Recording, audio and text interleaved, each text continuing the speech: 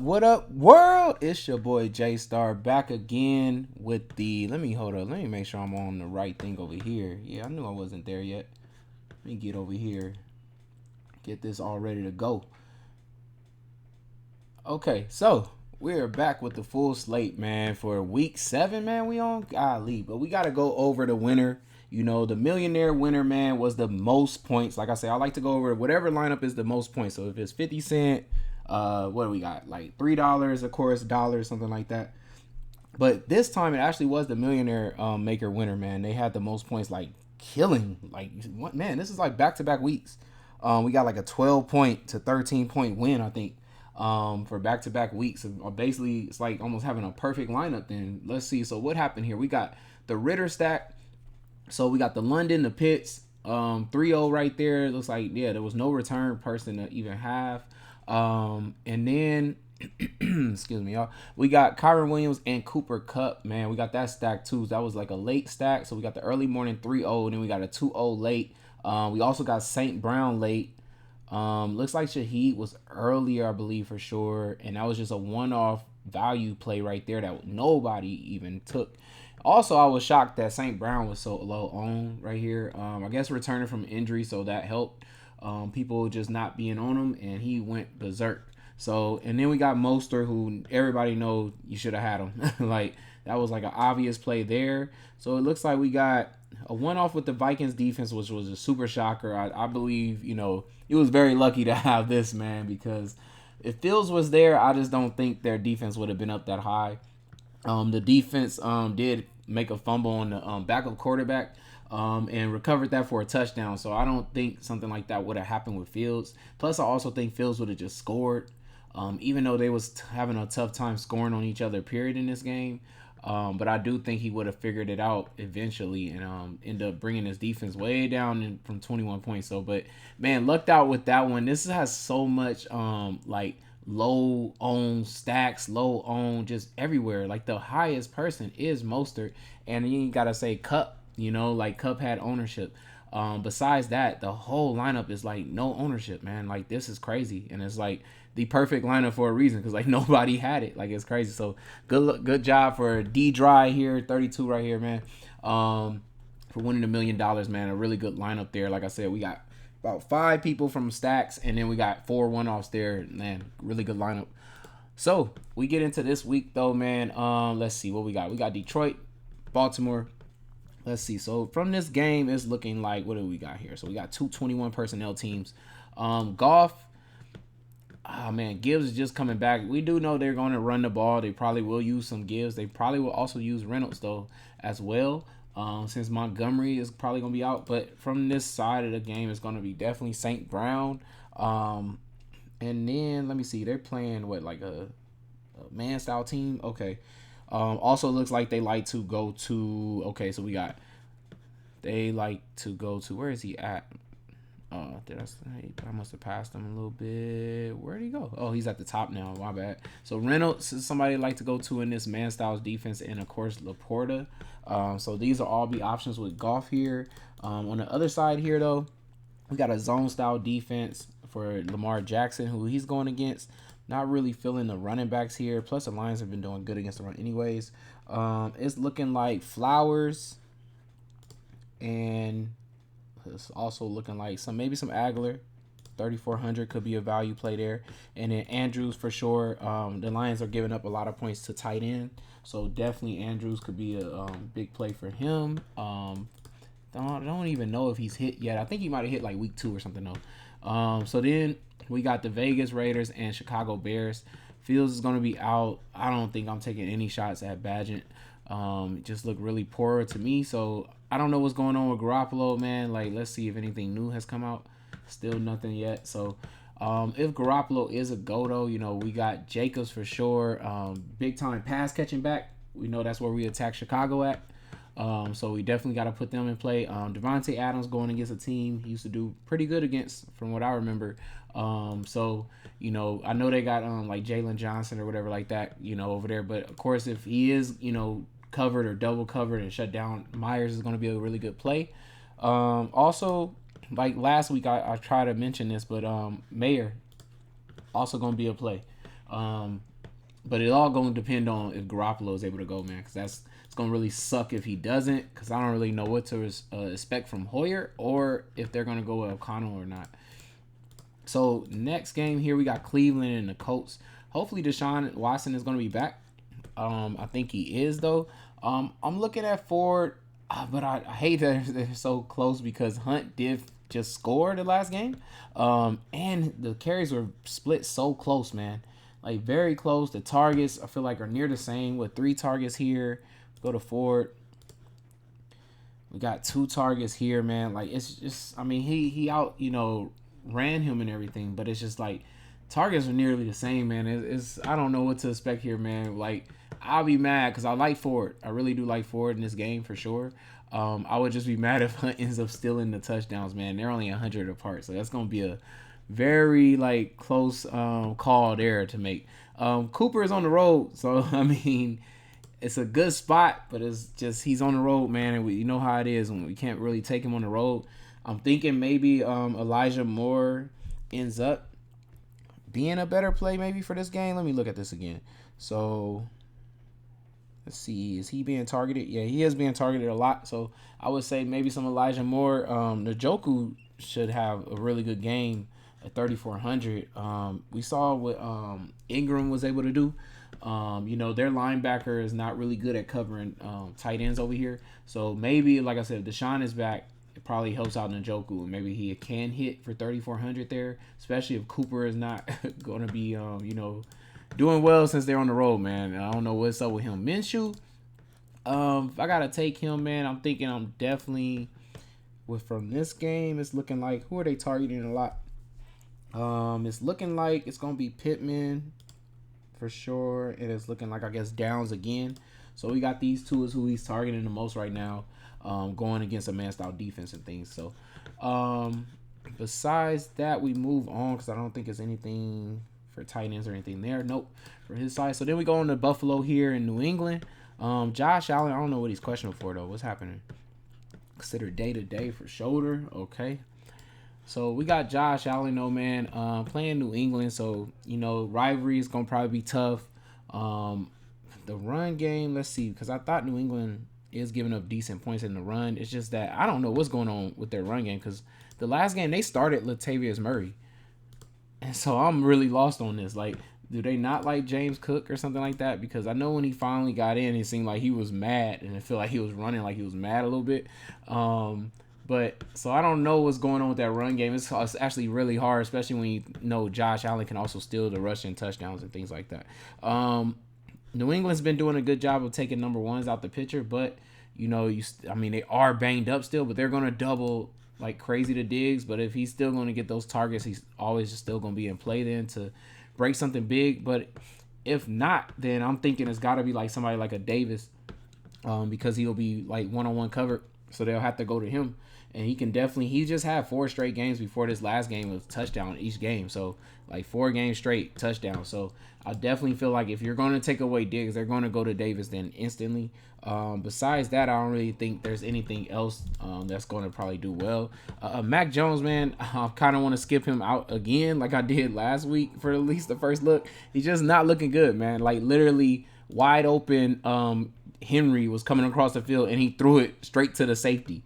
Like, that was crazy. Henry's hands up 5 yards away from any defender from any angle you can think of.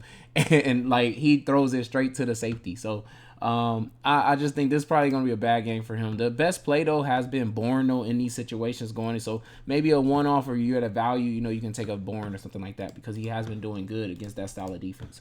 So we got Washington and the Giants here. Man, I wonder how good this game is going to be because if Daniel Jones comes back, man, I don't know. I feel like Tyrod Taylor was probably going to be better.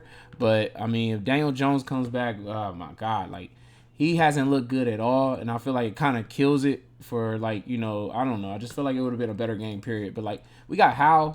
When we talk about with Howe, man, he's actually looking good. Last game, I thought, what do you have? Like, 18 points. Yeah, like, talking about the last 3 games, he's been looking really good. But he's been throwing, besides this last game right here, he's been throwing the amount we want to see, so we can get to those 20. So I don't mind taking him this week, especially against these Giants. They haven't really looked that good. have given up points. But of course, B Rob will be in play for sure. And then I'm really actually looking at McLaurin this week. I like the targets he came off of just the last game. If he stays at this, like you see when he hit, he was in 10, plus targets. It's like, let's stay here with your number one receiver. Y'all play 11 personnel. Y'all want to throw. Y'all want to get your number one receiver going. But who keeps doing well for them and keeps having the big plays is where we at right here, Curtis Samuel. And so that would be where I would be at if I'm making a howl stack, or something like that. I would probably stay in this area because like the 20 plus yard plays keep going to Curtis Samuel. But the targets, the mad volume of targets is going to McLaurin. Eventually he's going to hit big, and I feel like this possibly could be the game. I mean, got a rookie cornerback too on one of the sides. But on the other side too, man, Washington has been so bad, man. Like, they're giving up huge points to receivers. They was using Pitts and Jonnu Smith as wide receivers. And you saw all them hit as well as still London hit. So it's like, man, Washington's giving up so many points. I don't know with freaking Daniel Jones, though. Are we going to get to see any of that? So, Wan'Dale Robinson has been getting value. They're using him a lot. Slayton, feel like coming off of his best game. Yeah, I thought so. That's why I was like, if Tyrod was playing, he might have been in play. I don't really know what to expect from Daniel Jones, y'all. So, it's just, that's the only thing I could say. Like, Waller's, definitely he's going to be a part of the game plan. So if you want to take shots at him, you can. Maybe they'll line him out wide. Which I have seen them do that, since maybe they saw enough from the Atlanta game that they'll line him out wide and maybe he does hit and plays like receiver. So $5,000 might not be so bad. But like I said, Daniel Jones is going to be the problem because if that defensive line gets to him and sacks him too many times and he just can't get the ball out, then we're in trouble. So then we got Baker Mayfield versus Atlanta here. What's wrong with him though? Okay, contusion. I wonder how bad that's gonna be. So if you're doing a Baker stack though, let me see. It's probably just the same. Yeah, it's looking like it's just Evans and Godwin for sure. Those are the two people for sure. So what do we got? Let's get over there. We got Evans, Godwin right there. So it'll be these two. If Baker is able to go and everything. But gotta keep notice on that by Friday and everything when the injury report is final. And we got Ritter here. Ritter's, they play 21. It's pretty simple, man. They're gonna try to run. If they can't run the ball, then as we've seen, this is just the last game. If they can't run the ball, and they're on an away game too, so they probably come out possibly passing a little bit more. But they are going to still try to establish that run, as we already know. But both of their tight ends is in play, as we see. 4,000, 3,600. It doesn't really matter, man. They're using both of them. They're kind of using Pitts out wide, keeping Jonnu as just like a straight tight end, basically like a slot receiver too as well. But they're moving Pitts at least all around. It's like they're going from 21 to 12, but it feels like they're still in 21, but just using their tight ends as receivers instead. So of course, London's always going to be out there. It seems like the most. Everybody else is like interchangeable at receiver, from Hollins to Hodge and everything else. But London stays out there the most, and then both of these tight ends is in there, and they're looking for them. So definitely, that's the way to stack with Ritter if you're doing that. We moving on, man. We got Pittsburgh and the Rams. Okay, so Stafford here, man. Best person is going to be Kupp, man, easily. This is a man-style defense. They're not going to be able to stick Kupp, especially since he doesn't even line out wide. He's going to line inside, and then he might line out wide, but he's going to be in that slot. Sticking him man-to-man is just going to be too hard for Pittsburgh to do. So this could be a big game for Kupp. My bad. It's not even man. I'm tripping. My bad, y'all. This is zone. Yeah. So my thing is, Pittsburgh just hasn't been doing too well against number one receivers. That's what I meant to say. And so Kupp is in for a huge game. Of course, he's been killing it. First two games, he's lighting it up. These are both zone defenses, and now he's playing another one. Look what he's doing. Like, we're almost at 300 yards in 2 games for him. The targets, is there. His touchdown finally got there this last game. I know Nakua was killing it, and I told y'all I'm still gonna definitely be taking him against zone defenses because he's killed it too. He just missed probably having a lot better game if he would have started off the game with the touchdown that he dropped. At least he probably would have got to the 20s and maybe been closer to 100 yards than being only at 26. So they still are going to both of these players, man, in zone style defenses. This is how their whole offense is going to work. I think they'll have a harder time running the ball compared to playing Arizona, who kind of actually gives that up. So they'll probably stick to actually throwing it out. This could be a big game for Stafford if he can just hit on both of those targets, and not just one. I feel like. And then on the other side, Pickett, man, I don't know what's going on with Freiermuth. Let's see. Okay, so he expects to practice. He's gonna probably need some Freiermuth just because they're they're really bad at the tight end spot. Also he needs Johnson to come back, but I don't know what's going on with him. Designated return from injured reserve. Okay, because this is a zone style defense and Deontay Johnson is their zone style receiver. Besides that, I don't know if the Calvin Austin dude could do good in that. But Pickens has been doing good, but he does good against man styles defenses. So that's the only thing. So just letting y'all know, heads up, because Cleveland's a heavy man defense, y'all.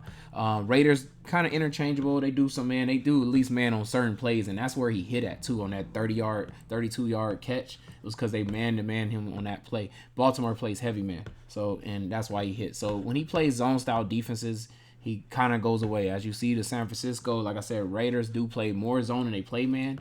And then Houston is playing a heavy zone. So, and you can see those numbers. So that's why I'm saying it needs to be Freiermuth or Johnson needs to come back to be able to stack, I think, with Pickett. Otherwise, probably going to have a hard time against the Rams there. And then we move on to Arizona and Seattle here. Let's see what we got here.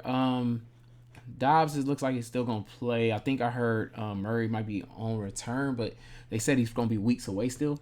So here we're looking at, let's see what we got going on here. I don't know what's going to happen with the running back situation, but since they're on the road, I would think they probably are passing a little more here. We're looking at Rondale Moore, and we're looking at Michael Wilson again because they're playing zone. And like I told y'all last week, he's been doing good against zone style defenses. This is a heavy zone defense. They look for Michael Wilson in zone. The only thing is we do know Seattle has cornerbacks. Our best cornerbacks are out wide, and Michael Wilson does line out wide. Rondale Moore is in that slot where we've been attacking Seattle at. So Rondale Moore is probably in for a bigger game. Possibly they move in Marquise Brown into the slot, so it's not, impossible for him to hit on some big play. Plus he gets the volume. So if they move him into that slot for a play and he hits a big shot, then after that, we're looking at 9 to so targets still left, for him. So he could end up going off if he does do that. If not, though, Rondale Moore usually owns that slot area. So looking at Rondale Moore, just like last week I told y'all, though, it was going to be Boyd. Chase does enter into the slot. Just like I said, Marquise Brown could do it. But Chase was kind of shut down because he wasn't, just staying in the slot. He's not just a slot receiver. And Boyd ended up hitting. So we're looking, like I said, this week, Rondale Moore, possible. Let's see, anything else? No, it looks like that's about it. Ertz was in play last week, but she failed everybody, I feel like, with that one catch only, which was crazy. Geno Smith is definitely in play this week. Should get a good run game going on with Walker against Arizona here. We just saw what Kyron Williams was able to do, and Walker at home with his speed and everything too. Like, definitely, I feel like he can definitely go off. Also, I'm looking at Metcalf, man. Metcalf has been doing well for them against, what I want to say, what is this, zone style defense here? He's been doing really well against that for them. Lockett is also somewhat in play there too. He usually has one of those games against Arizona, but it's usually one time, so I don't know if this is the one time it's going to happen, but I do notice that about him every season. He usually puts up like a 30-point game against Arizona, then the next time he doesn't. So just keeping y'all on notice with that. And that looks like it for that stacking with Geno there. I seen JSN coming along though, so I don't know yet though. He hasn't built enough production yet against zone or man to be able to figure out where they like to throw him the ball mostly at against. What kind of defense is that? So Green Bay and Denver here, man. For my Packers, y'all, I mean, it's supposed to be a good game for Love, but at the same time, to me, like, I haven't seen enough, from him to know, like, what sucks is that our offense just hasn't been completely healthy. Just picked up James Robinson for a running back. I wonder when they're going to add him on here.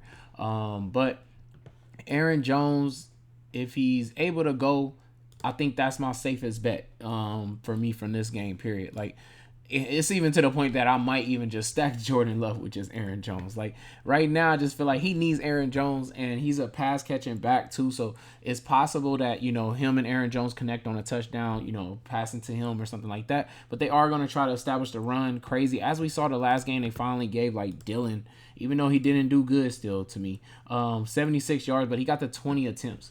I'm thinking they possibly do run with Aaron Jones a lot in this game. He's possibly looking at 16 to 17 attempts or something like that. And Denver's defense has been vulnerable, very vulnerable to giving up that run. So I definitely look at just the obvious thing that I know should work for Green Bay. I'm kind of sticking with that and kind of leaving everything else alone.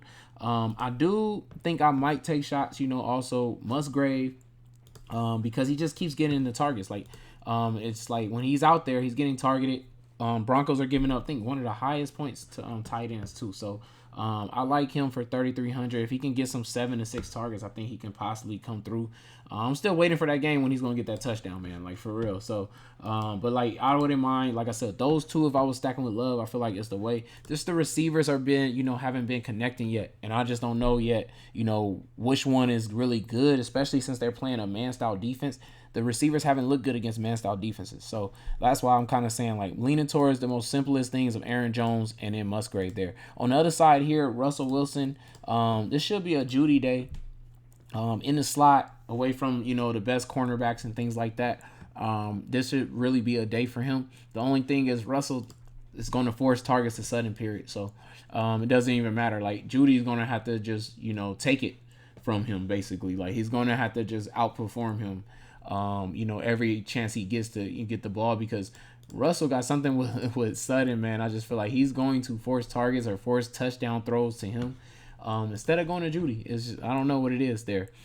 Besides that, the running back situation is hard here, because I'm like, Javonte Williams, we know he's in a good spot, but McLaughlin, I feel like, is the better back to me right now. So that's the only thing. And I feel like one of these backs definitely could do good. It's just that I just don't know which one is going to be. And I feel like I'm leaning a little bit more towards McLaughlin. Feels like that type of back that the Packers will give up those type of points to, though. Switching on to this last game here, we got the Chargers, probably the best game of the whole slate, feels like, because it doesn't seem like we have really good quarterback play nowhere else but this game, really. So I would say Detroit game is pretty good too, though, the quarterback, and I think the offenses are good there.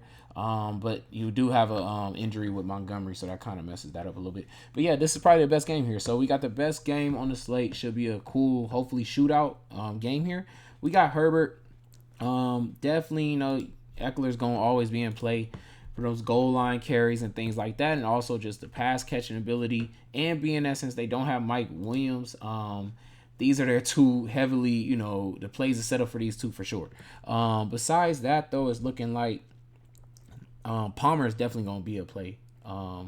We saw them go to Palmer like crazy, and that was the same style defense they're going against this time. So, yeah, they looked at for Palmer. It worked out. I know Everett came through with a late touchdown.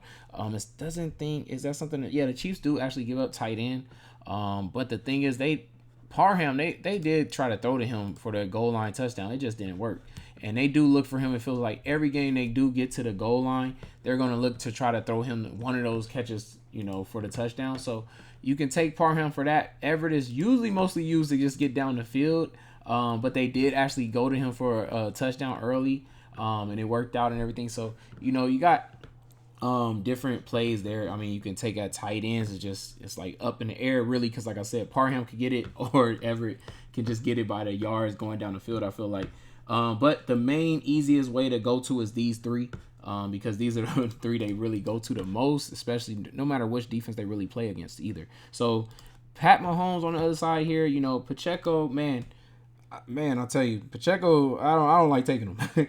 All that little stutter steps he do, man, and he goes nowhere. I feel like every matchup, that's really good for him. He don't come through because he be stutter stepping sideways. Like, it's like he running backwards instead of running forward or something. So then we got over here we got Rice for sure. I think feels like they're really trying to get Rice going. Hopefully by half of the season they want him to probably be their number one receiver. They put him in that slot position spot, and it feels like they put him there exactly where they used to put Tyreek Hill. So it feels like that's who they're going with, trying to replace Tyreek Hill with. Besides that, the best person has been Justin Watson, and it looks like he's hurt. Let's see what's going on. Wow, he's ruled out. Okay, so probably puts even more than on Rice to me, and maybe some Tony could be a good play. I feel like these are the two I would probably look for if I'm putting Mahomes with receivers wise. And other than that, we already know Kelsey, man. Like, he usually kills the Chargers. If not twice in the season, he's going to kill them once at least. So possibly it is this one. So now we're done with this slate, man. Looking at this slate, man, it's like a ugly little slate. I'll tell you that much for sure. But I'm liking a lot is for this slate. I feel like you gotta find a way to get like really safe here, because it's a lot of like iffy stuff here. I would say with these quarterbacks, man, this week. Some of them have been playing good, but it's just a little bit too iffy for me. I'm gonna stay with Herbert because he's been just lighting it up consistently every week, getting your 20s, and that's what I feel like you gotta do this week, man. You're gonna have to really get, to people that's really just been coming through. Besides that, I'm loving for running backs, Jacobs here, looking at that. And then because of just the pass catching, they use him so much. I kind of don't feel like it matters like what quarterback they throw out there, because he was able to do good against, the Chargers here. 11 targets with the backup quarterback, so it's like, and then he's getting 5, with the starter quarterbacks and stuff like that. So I think that's enough, to really have really good points against Chicago's defense, because they've been really bad against pass catching backs, and Jacobs had to be one of the highest targeted backs in the league right now too. So I love that. Also, who I'm liking is Kenneth Walker here, man.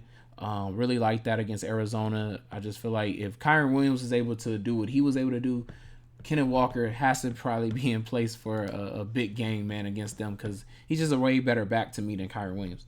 And then from there, I think I'm looking for a run back. I think I'm going to do the run back here for that Seattle game. And we're going to go with the value of Moore being in that slot. Like I said, we're going to keep attacking the slot for Seattle there. So I'm definitely going to do that one. And then I got who I think I want to do here. I got to give me somebody with Herbert here. So I'm going to go and take some savings, then taking Keenan Allen, and I'm going to take Palmer.